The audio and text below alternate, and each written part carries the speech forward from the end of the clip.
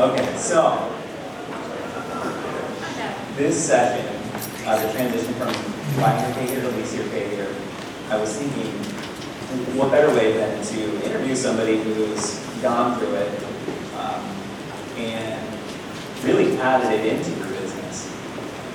And I want to start out with a few questions to get this going, and I really want to get your questions and feedback and comments. And if you've made a transition, then please share what some of those pain points were or hurdles or things that you learned. So Sam, let's start out with you. Your current operation, size, locations, the amount of lease your pay here and buy your pay here accounts. All right. Oh, did everyone hear me in the back? Yep. All right. Oh, we are currently at 6 locations, 2 separate entities, but practically the same. But we've got a little over 53 kind of contracts on the books, transitioning. We've got, I think, around 1,000 buyer payers left on the books, but we're slowly bleeding those off and transitioning, back into the other business and stuff. You can share with them how long they've been in and all that. Yeah, so now how did you get into the auto space? What led you to actually doing buy your pay here and then eventually lease your pay here? Well, after all the compliance information that I just heard, maybe we ought to all just sell it. But that being said, I've been in the business since 1987, and franchise independents, service centers, transport company. We've kind of done at body shops, 2 body shops, the whole 9 yards. We've pretty much done it all, and figured out what I was good at, what I wasn't good at. Got out of most of the rest of it, and franchise didn't know. I wasn't a good operator with franchise. But either way, we found our passion of what we want to do and what segment of the market that we want to serve, and then try to pretty much dominate it in our space. So what led you to get into first buy your pay here? Well, there's need in the market, and it's an underserved segment of the market. And at the end of the day, what we've seen in our market, and I'm sure a lot of you can relate to everything, that you've got the old traditional buy here, pay here dealers that are, you just about call it credit worthy. Because at the end of the day, they're still buying cars, marking them up 2.5 times, the market value, whatever they pay for it. Forget book value, because they charge them 28, 29, 30+% on top of that, with no warranty or anything else. And they were really more in, a lot of ours locally, they were more in the repo business than they were in the buy repair business. Because they didn't really choose for their customer to pay well. They chose to get the car back at least 3, if not 4 cycles to get down payments to keep flipping. And we chose that, they've got to be no way. So we started transitioning into that and really selling a newer product with a warranty to back it up, with 4 changes, and to give them ability, to be able to stand up and rehabilitate their credit and actually go to credit unions or whatever and buy. But that wasn't the case with most of the dealers in town. So it sounds like you already were able to set a competitive advantage through buy your pay here for serving a need. Why did you even look into lease your pay here? How did you come across it? What research did you do? Well, that was a long process, I can tell you, and those that are sitting in the room probably already know it's a long process. And because there's not a lot of lenders in this space to be able to fund the capital that it takes to do this business. So we started the process, started looking in Riggs here and others, with operating systems, even systems, that the regular operating systems like Fraser and others that are out there, Lane Riggs and all of them, they wasn't doing leasing at the time. So, we started really researching that, what it was. It was a huge tax advantage. We knew that. But it was a matter of, how do we get there? Unless we fund everything out of our pocket, we're not going to be able to get there because we were really not running up against or finding the lenders in this space that would actually do this business. And then we talked through mutual friends and everything in Orlando, and I'm trying to think what year it was. 2018. Yeah, 2018. It was a pretty good way. Yeah, it was a long time ago, or at least now COVID's kind of got everything messed up. But on my timelines. But at the end of the day, we met, we started talking, and then it was a process for us to be able to get there. You know, because we didn't have the operating systems, and we had to change some process. We had to change a lot of things that we do to be able to do police interface here. But we knew we wanted to go there. And a prime example, no different than you were talking earlier when you were asking about, you know, what advantages of doing this. And one of you had said, you know, well, it's tax, it's sales tax, sales tax, sales tax.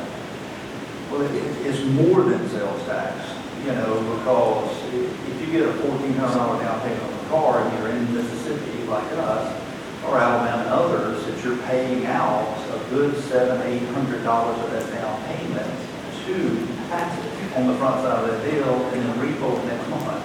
And you can't get that back until you get towards the end of the year where you've got to be able to get it back. And at the end of the day, is you can actually put the same consumer in a nicer car with the same payment because you've got more of that permanent cost. So it's more than just a sales tax piece of the cost. But it does free cash to do that. So how long did it take you to actually make that decision? It wasn't really a switch, it was, I'm gonna add this in to what I'm doing. Yeah. Right. Well, I don't think it took me long to make the decision. It took me time to be able to put the systems in place to be able to contract that deal. Okay, that's really what I want to talk about. Yeah, because that was a massive change from what we were normally doing. So which processes or systems, specifically vendors, DMS systems, did you need to change to be able to do it? Well, we had Fraser. We were operating on the other with a standalone, you know, QuickBooks behind it, you know, to be able to operate, which worked phenomenally well. It was a great buyer payer program even, or a regular indirect program and stuff. But we partnered with AFS and put that system in place. It was a process to get that done, and all the sales tax and in the state forms and everything that we have to do to be able to put in the system. It was a process. We brought one store on at a time because of that, you know, because it just took time for that transition, you know, to really be able to get there, to be able to start contracting these customers. Anything else besides the DMS system that was a challenge in terms of your resources that you needed to be able to? Well, obviously, capital, you know. Yeah, that's a huge. That is. Yeah, we had to get those things put in place because the traditional lenders and things we were using, you know, it was First Tennessee and Hamilton Bank at that time, which we were in business with. We were in touch with these here, you know, just wouldn't do it. So we had to make a choice. Do we want to stay down the road? Because we've got a related finance company that's actually financing all of our buyer here and all that stuff. And we got to it, I think at one point, you know, we were about a total receivable and everything, we were pushing a little over 30 million.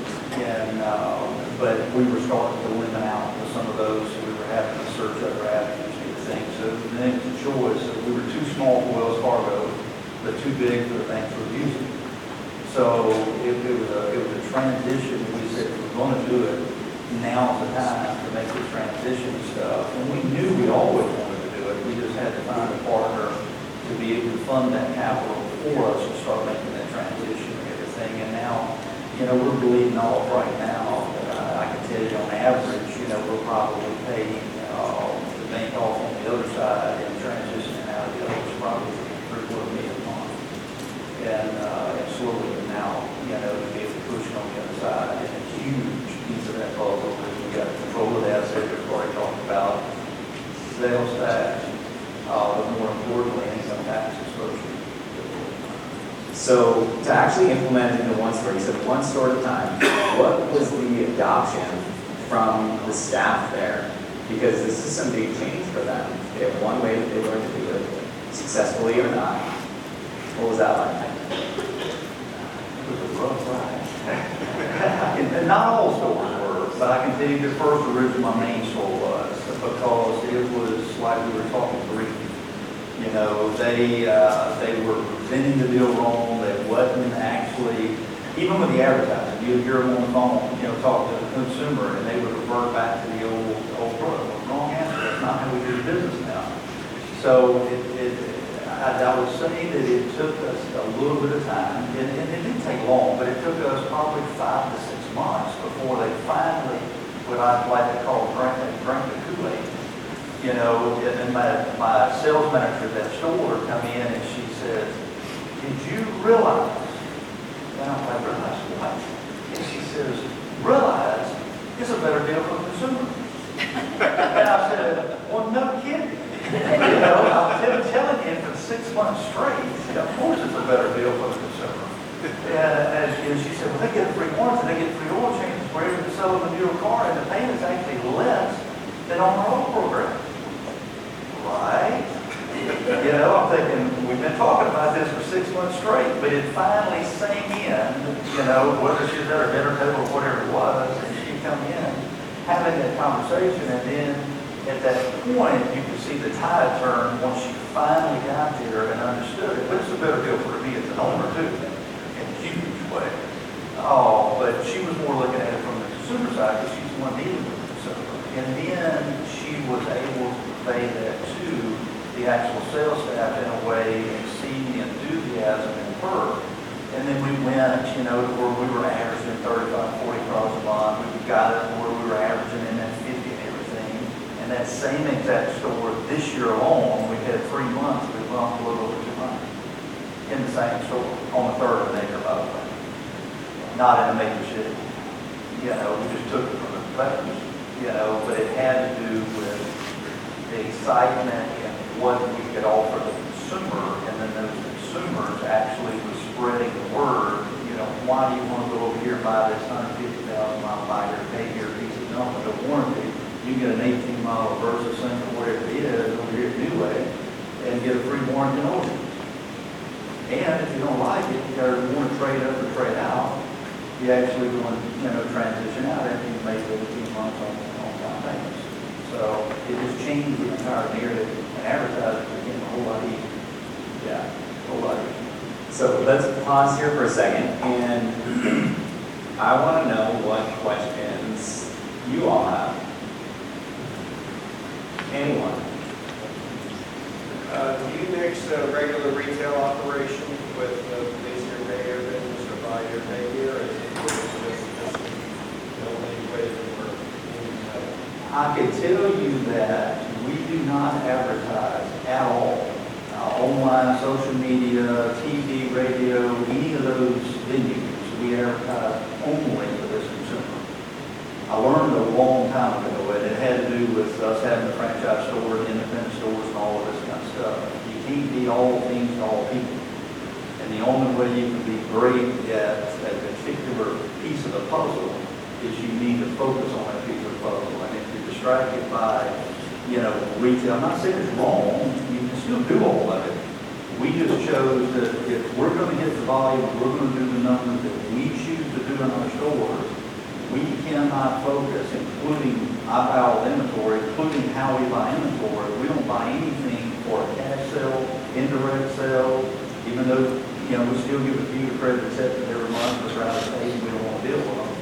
But at the end of the day, we don't chase any of that other business, other credit union business or anything. And for that very reason, because the salespeople and the process in the store of how we structure the deal and how we answer the phone and how we actually interact with the customer is completely opposite than a cash business or an indirect finance business. Indirect finance business, you're selling cars.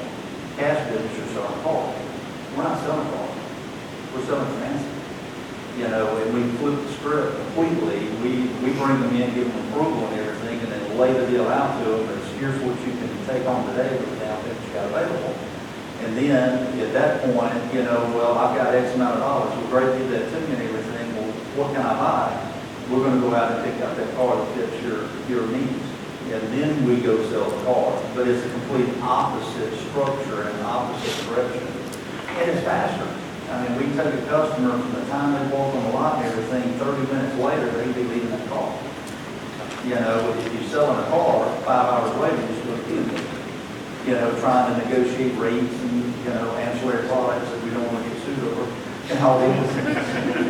So, it's just an easier, faster process and even easier on the salespeople.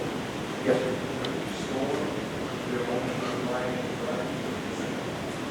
That is a huge question. And what he's asking is do we centralize our actual collections from the individual locations, or do we do it? We've actually got a session on that. We do, so I don't want you to say too much about that, but in terms of the underwriting side, is it done just by the manager in that store? Yes. Yes, we let the managers in the stores make those decisions. And we got parameters, you know, with the amount of percentage of income and all of this type of stuff. No different than any other lender would do. But we let the managers in the individual stores dictate what they put in the street. They're the ones that's going to have to actually deal with that customer if they're putting in the wrong car too. We'll make a retailer, so they're going to take the heat for making that wrong decision. We have it. We are in the process of transition. We're leaving collectors in each individual store because you still got to collect cash payments and all that stuff. But we're centralizing all collections for our finance company was. And with accountants and everything, it's all going under that one roof and everything that we're self-contained, including our work. It's all in that one building outside of the store, where the stores focus on nothing but lease cost.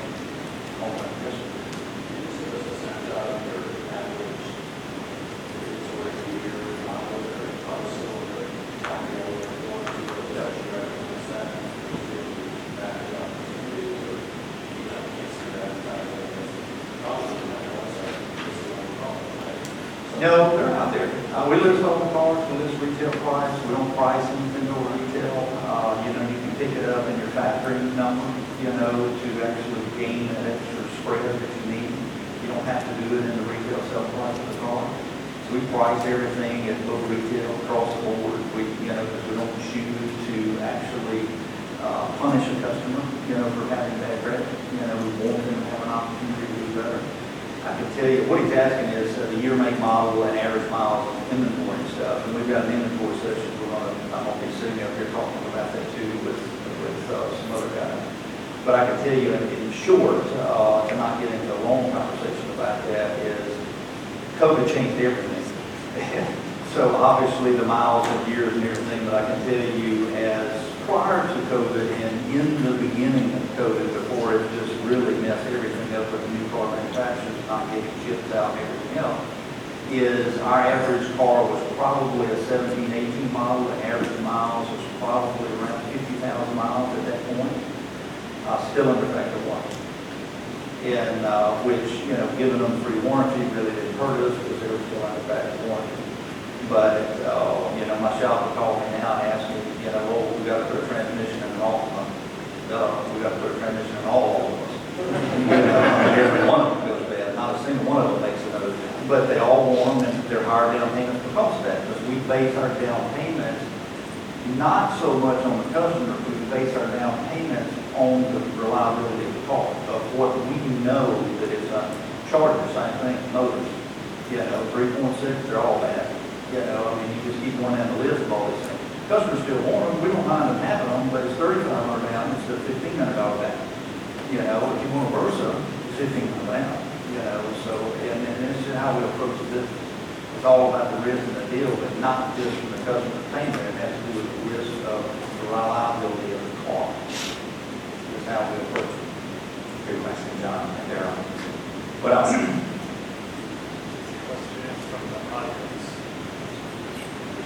How many locations did you have to convert to LHP? We've converted them all now, all six.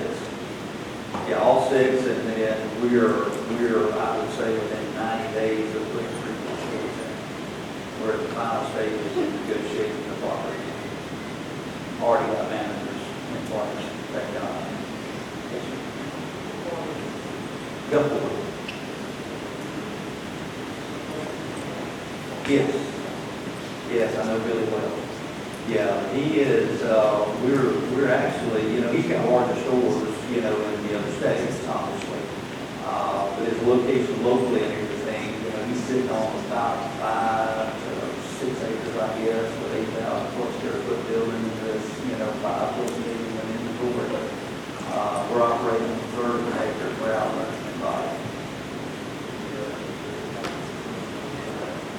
We're out selling the Ford and Honda stores, yeah. And I'm real happy about it, and then figured it out.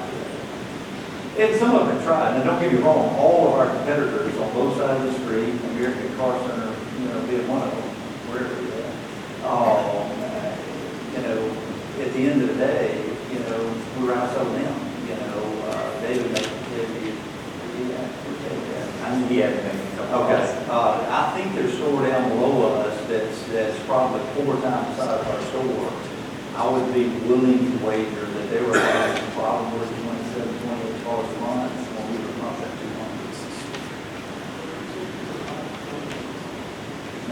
200. Nah, are you Michael Jordan or LeBron? Well, that's a combination. But at the end of the day, I'm not saying we're the best at it, but I learned through having years of experience. And of course, we're going to share some of that because obviously I worked for Credit Acceptance Director for 6 years to help them build their business on the West Coast. And after we had sold our Hyundai dealership out of our Venezuela and stuff back in 2004. And I learned through that process, teaching dealers across the country, inventory sourcing and other things, is if you're trying to be all things to all people in your market, don't get me wrong, you're going to make a great living. But you're so distracted trying to do all of these things. It would be like a quarterback trying to play every position on the team. He needs to dominate the one thing that he does best and do nothing but that.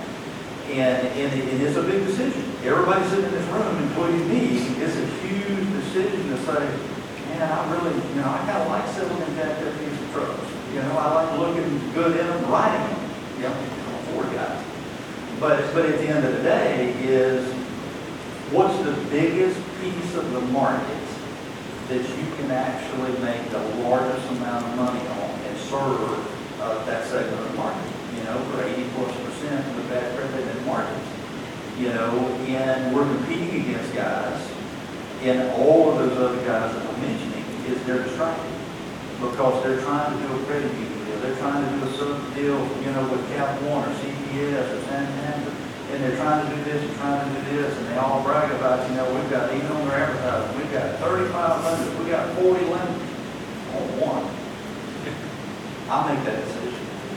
At the end of the day, and it's a whole lot simpler process, and the salespeople don't have to spend a half a day trying to get a deal done to make a $250 commission when he can make a $150 commission on a down payment, because that's how we pay on the down payment, and do well. Now they were reluctant in the beginning because we're going to lose money, you're taking all these money, because I shut all the money off, I took every one of them out. Because I'm not going to allow you to do these other things. I'm buying all of them. We're taking them out. You're not going to do them. This is what we do. If you don't want to do that, you can go work the dealer demonstration. So on that note, I think there's a big fear of, hey, if I interrupt my dealership and I create so much change that I'm going to lose people. How many people did you lose in the process? 0. Now they kick and scream like most children do when you actually ask them to do something different. They wasn't real happy for a short period of time until they started cashing their commission check. And every month their commission check got larger and larger and larger. We had some of our sales guys making $180,000, $190,000. Of course, me as an owner, I can start looking at that like, crap, I got the wrong pay. I'm making way too much money. But they earned it. We had one of our sales guys, one individual sales guy sitting in my Gulfport store and everything, and sold 83 cars by himself. He couldn't do that if he was dealing with regular subprime deals and waiting on F&I to get approval. He wouldn't get anywhere close to that number because there's not enough hours in the day. It's impossible. We streamlined the process, and once he drank the Kool-Aid well enough and he understood it, I'm telling you, I mean, he just started jamming, and he's actually spending money boosting his own post on social media, bringing those customers to himself. He said, because it's a good investment, I don't need you to advertise me, I'm advertising myself. You know, where I get those customers, he still dominates, gets himself a month every month, you know, and does a phenomenal job. You know, and I'm not saying you can cookie cut that and do 100 stores like that, it don't work. You know, but I can tell you that it doesn't matter if you've got a 30-car store, or you've got a 50-car store, or you've got a 200-car a month store. It really doesn't matter. They're all profitable. Doesn't mean you shouldn't do a 30-car store. We're fixing to do some of those. You know, and with the, you know, aspirator, we hope they're going to get to 200 one day. But at the end of the day, they're profitable at doing 30, 35 a month. You know, so there's no reason not to do those stores. We don't want. We can't model our business after one gym that we got. We have to take the average and we focus on it to actually take the average and say, okay, well, we can model that, and as long as we know that we can get 35 cars a month plus out of those stores, we're profitable and place them in these towns. Is that something? What other questions you guys have? Where are you performing the reconditioning for all the lots? What he's asking is the reconditioning is how are we actually dealing with reconditioning and everything. And I can tell you that that's probably the hardest piece of our problem. You know, is being able to have enough techs, because obviously the pandemic, people don't work. You know, we had a tech walk out just a few weeks ago out of our Napa store, our service center here in Gulfport. And the reason he did, he said, oh, it's just too hot. Of course it was. It was 118 heat index, so it was too hot. You know, but he said, I'm just not working at sea, I'm going home. You know, and he was turning 60-plus hours, labor hours a week. I mean, it's a hard hit. I can tell you that it's the most difficult, which is why we started buying newer cars with lower mileage. We didn't have to recon on the front side, but we're starting to see the bog down now because of the amount of contracts and repossession and everything we've got on the book, is the recon after the repossession. We're bogging down. I mean, we're subbing to everybody. We're subbing to competitive shops around us to be able to offset it. Yes, we're paying an extra 10% or 15%, depending on what shop it is, for the market on the part. And yes, we're paying another $10 to $20 an hour more on the actual labor hour. But it's got one or two choices. Either pay the extra money and get the car that you naturally release in a timely manner, or leave it sitting in your field waiting to get it to your own shop.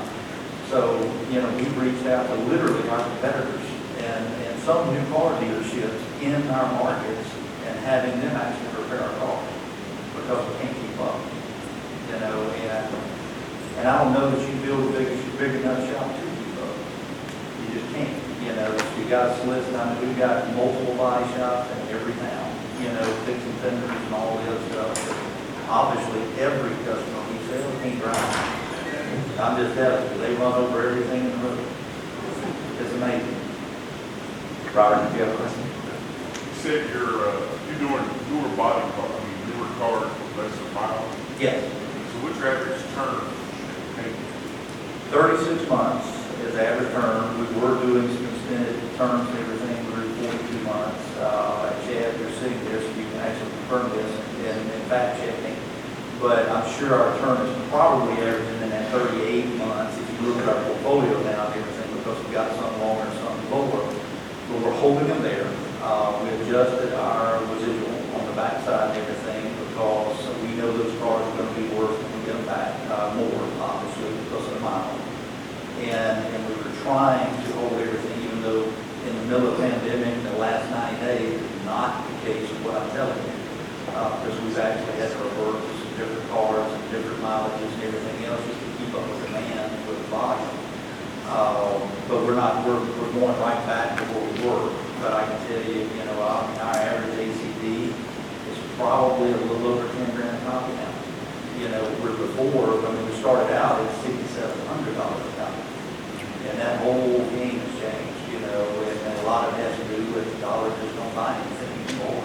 You know, that car that we were paying that was really worth around, you know, say 8 grand or 9 grand, You know, even a year ago, they're bringing 11, 12 grand out to the auction. You know, and you can't offset everything on the customer. I tell you, our average payment, everything is around 360 a month. So your residual, what's your average? We got a percentage off the top of the head, 35? 35. If y'all don't have a fractional CFO, I've got one. But anyway, there's a little plug for it. Yeah, well, one of them, personal. Whether insurance is paid for the customer paid. Well, that's obviously changed too.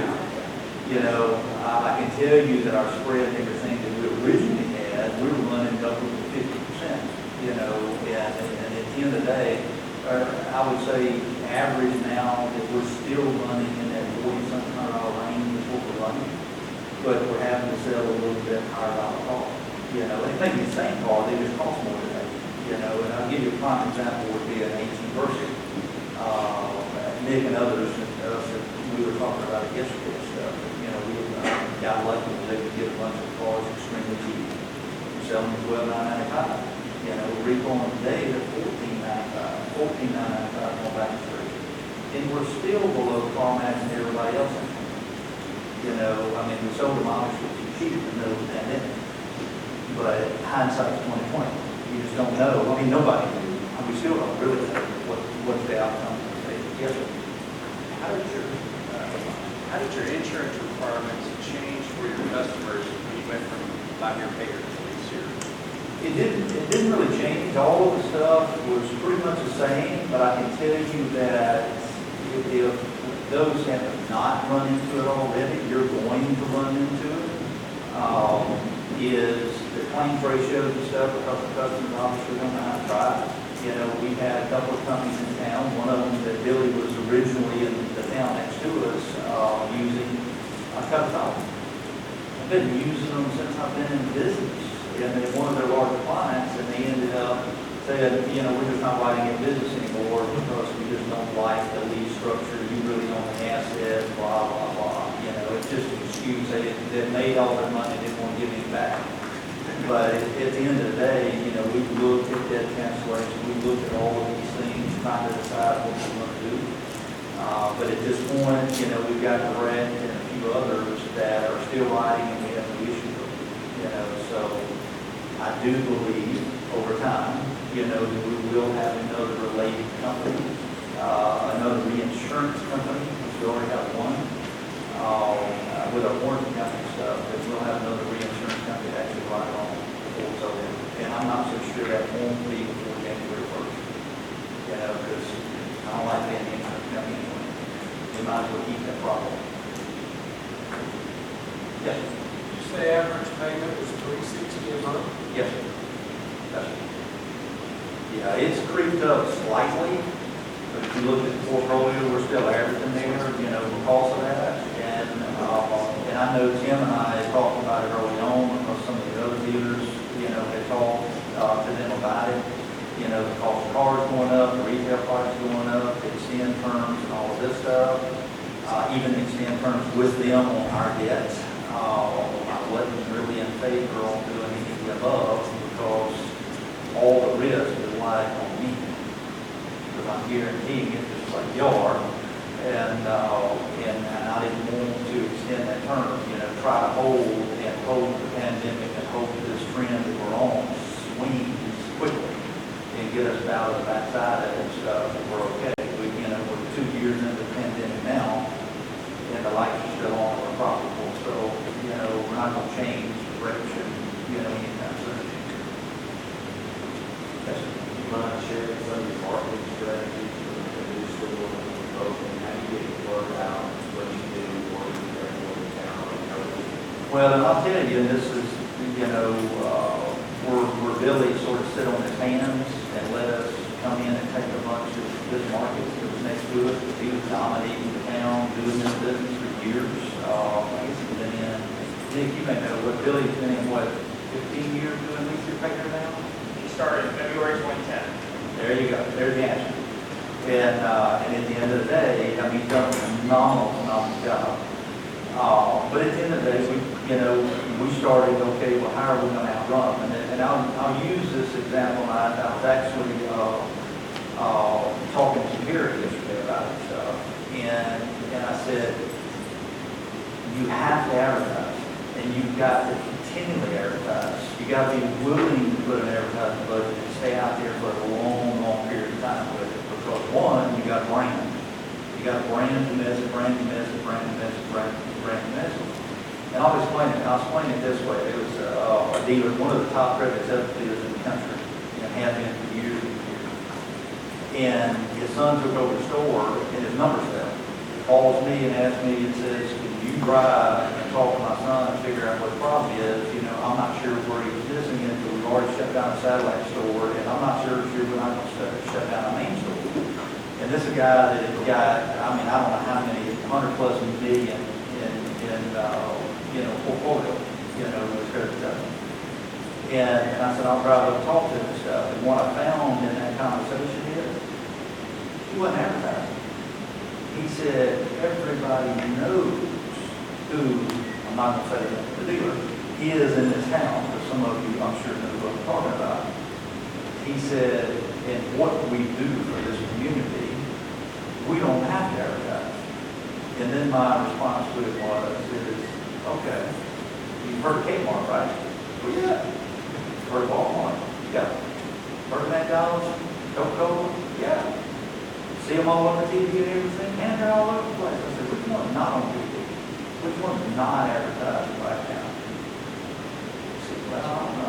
I don't think I've seen Kmart anytime lately. And I said, I wonder why they're going bankrupt.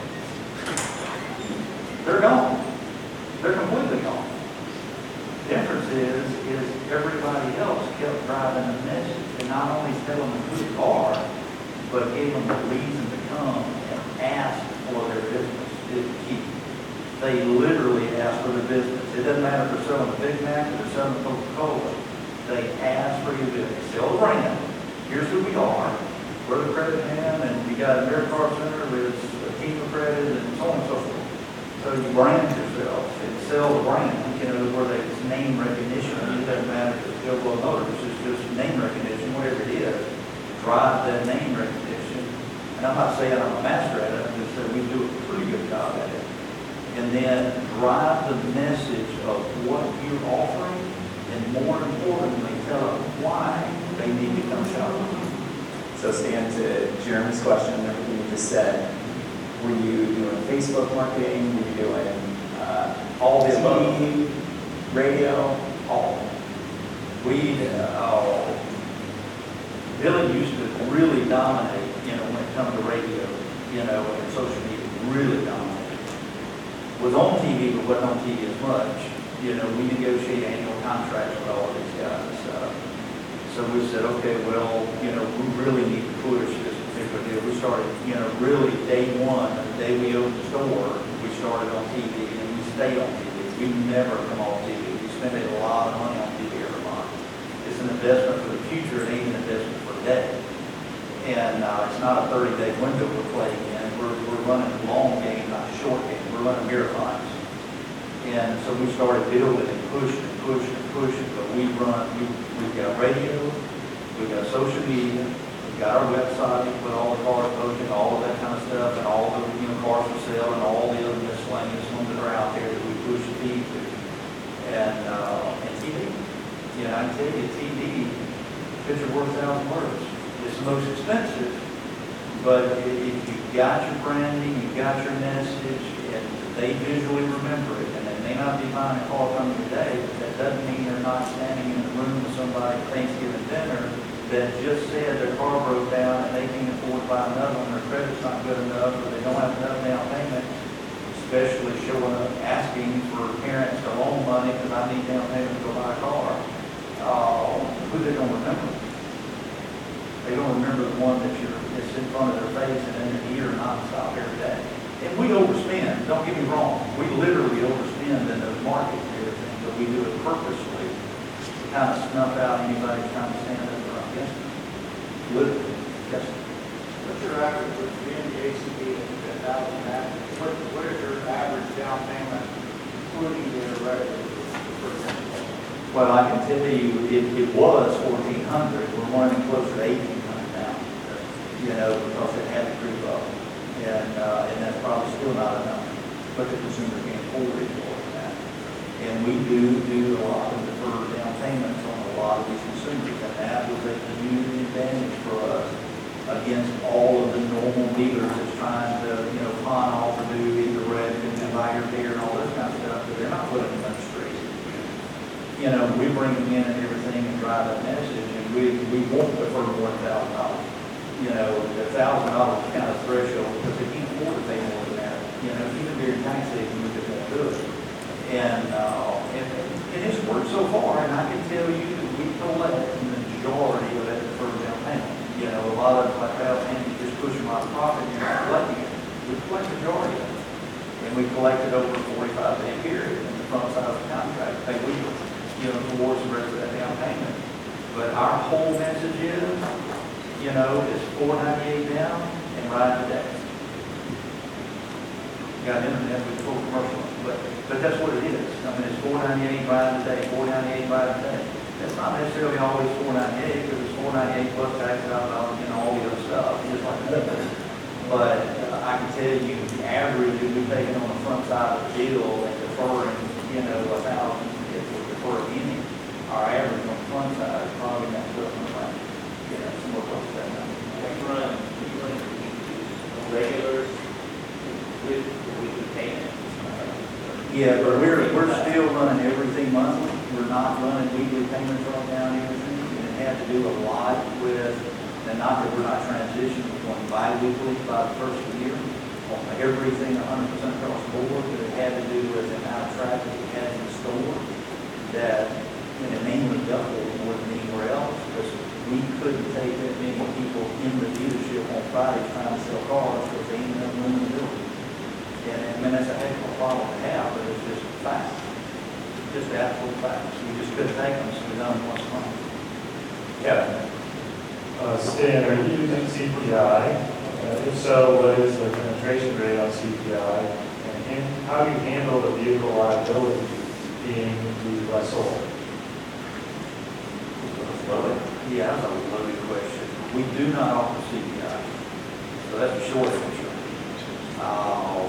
The backside of that question is how we.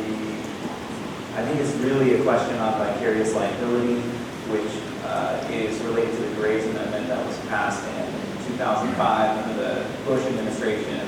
And it's the question of, does liability transfer because you're the owner of the vehicle through the lessee to you? And so far it's held up really strong. It's not. Because you have all of these other lobbyists of all the big rental car companies and all the big lessors, and 33% of all new cars are leased, and a lot of them are through captive finance companies like Volvo Financial and yeah. And so they need to be protected, so they have a good hand in government affairs. Yes, sir. I'll come to you in just a second. Right. Well, I can tell you, you're talking about as far as like credit card cash or other forms of payment. Yeah, we're doing ACH, we got global, yeah, we're doing ACH, we're doing all of that stuff, and taking it just about any way we can get it, just to be as nice as I can. And what version are you using? Global right now. Yeah, it's global. Yeah, that's changing. That's changing. There's a ton of them out there. Yeah, and there's other dealers in here that can tell you which one they use, and I don't know that one's better than the other. But I can tell you that, you know, they said, well, you know, you need to take on this other one and say it's, I'm trying to, the name of the company escapes me. It's like, you know, well, you need to take all the ACH, you know, out of their bank account. How many of our consumers have bank accounts? Or have ever wrote a check? I mean, let me say that a different way. They got cards, most of them say EBT, but they got debit cards, but they don't write checks or balance their checking account. So us ACH and a checking account, you know, you'd have to time that one perfect to make sure you got your money. It just ain't gonna work. At least I don't believe it's worth the time to make it work. But we're still collecting about 40% cash every month. 40% cash. Yeah, there's some days in our main, at the Gulfport store, everything like on a Friday, you know, because I panic because everything's sitting in that safe because of late afternoon deposit stuff. And they've had as much as $45,000, $60,000 cash in the safe. And it's not a comfortable feeling, just makes you wonder. Okay, comfortable.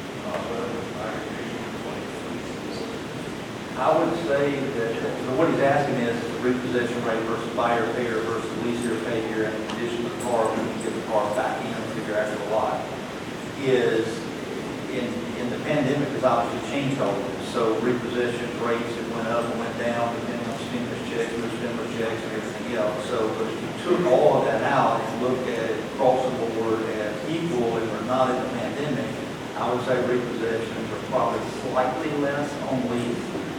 The condition of cars, I would say, are coming in close to the same. The average recon and everything has really not changed that much. Value of the cars obviously changed because they worth more now than they worth before. But outside of that, we haven't seen that much because the thing that we've learned with the consumer and everything is they come in and they want to know how much down, how much money. And most of them ask, what's the late fee? You know, because they know they're setting themselves up and ain't gonna do it right anyway. And it's comical, but at the end of the day, it's reality to a lot of our customer base. And when you deal with them, they don't ever see themselves as I own this car. You know, we've not had any consumer because the way we approach it, we explain the program. I mean, we literally approach it this way and everything. You know, you won't be stuck into this buy your pay your deal, you know, down the street, you know, or whatever it is and everything, or they grew up in and they're trying to get out of, is they owe way more than the car's worth. They're paying an extraordinarily large amount of interest. They don't have any more because they got 150,000, 180,000 miles on whatever car they bought.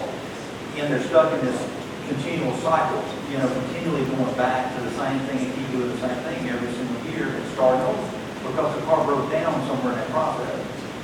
And we explained to them, look, you know, this is the car today, this gets you moving to what you actually serve and need, because we sell a need, not want. We sell a need. You need financing, you need quality transportation for your family.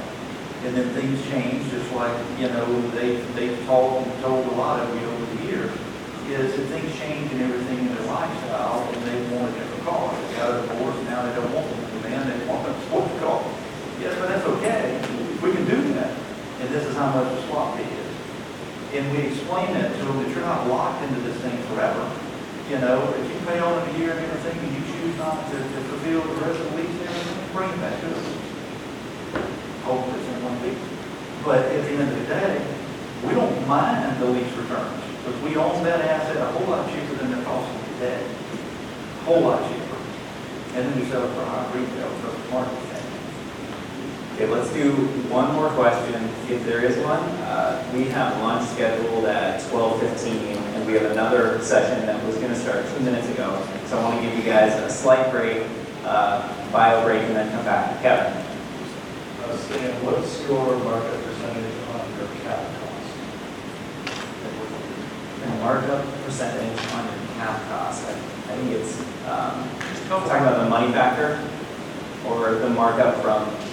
Talking about the factoring number is what the question is? Not sure. How much markup? Yeah. Gross markup. Gross markup and everything, that's what we were talking about earlier and everything. That we're averaging 4,000 plus, I can tell you, we're probably averaging about $4,600 markup on average because of the price range of car that we were running. It was probably around $3,600 prior to the pandemic. The cost of the price range of car that we were at. About 40% markup. About 40% markup on your cost. Yeah. Is that marking up the interest rate also, or are you just marking up the car and whatever you buy, sell, No, factoring rate we left the same. Factoring rate we left the same, but essentially what you're asking is interest rate, factoring rate, lease, buyer, payer, you know, we've left it the same. Where is that? 22. All right, so let's go ahead and take a break. Stan is committed to hearing all of your questions as long as he has coffee and or food. So feel free to grab them during one of the breaks or during lunch. And let's go ahead and take 6 minutes. Circle back here at 41. 11:41.